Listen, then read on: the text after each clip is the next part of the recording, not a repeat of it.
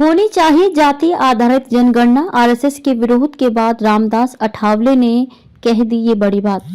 केंद्रीय मंत्री रामदास अठावले ने कहा कि राष्ट्रीय स्वयंसेवक संघ आरएसएस जातिवार जनगणना का विरोध करता है, लेकिन जातिवार जनगणना होनी चाहिए। यवतमाल में अठावले ने ये भी मांग की कि अगर आरक्षण विवाद को सुलझाना है तो आरक्षण उसी जाति को दिया जाना चाहिए जिसका प्रतिशत हो। हमारा विरोध मराठा आरक्षण से नहीं है, बल्कि मराठा समुदाय के उन गरीबों से है जिनकी आय 8 लाख से कम है। उन्हें आरक्षण का लाभ मिलना चाहिए। क्या बोले अठावले?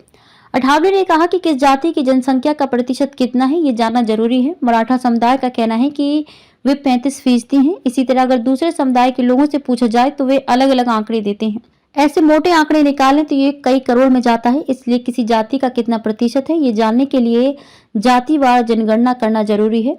यदि आरक्षण विवाद को सुलझाना है तो जिस जाति का प्रतिशत है उसे आरक्षण दिया जाना चाहिए।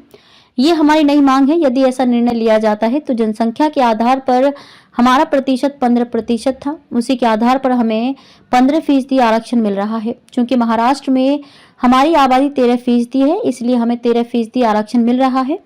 हमें खुशी होगी अगर अन्य समाज भी इसी राह पर चल सके। यह स्थिति केंद्रीय मंत्री रामदास अठावले ने स्पष्ट की है। मराठा आरक्षण पर दिया ये बयान। जब तक जनगणना नहीं होगी तब तक ओबीसी समुदाय के सटीक आंकड़े पता नहीं चल पाएंगे। काका कालेलकर आयोग द्वारा किए गए अध्ययन के अनुसार देश में लगभग 52% ओबीसी हैं। मैं महाराष्ट्र में मराठा आरक्षण की मांग करने वाला पहला व्यक्ति था।